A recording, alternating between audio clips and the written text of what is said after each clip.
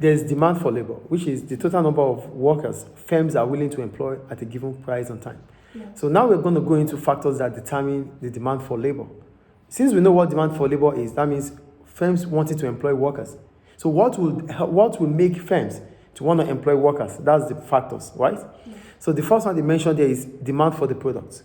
So before we go into the demand for the products, demand for labor itself is a derived demand. Why do we call it derived demand? We call it derived demand because workers are employed for the fact that they have something to do. So nobody employs you for no reason to get you paid for. No, I would have employed you because you have a function, a job, a role to perform.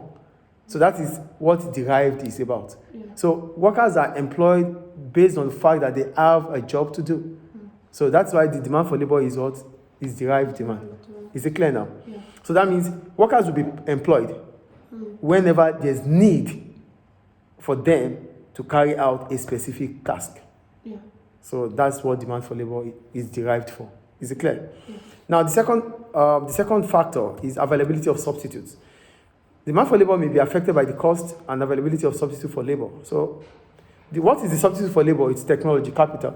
So if the cost of capital is increasing, then firms might switch to employing more workers. And on the other hand, if the cost of firms or if the cost of labor is increasing, firms might deem fit to start becoming capital intensive instead of labor intensive. Clear? Yeah. The third point, productivity of labor. So the productivity of labor may also affect demand. If every worker is able to produce more output, demand for workers is likely to increase.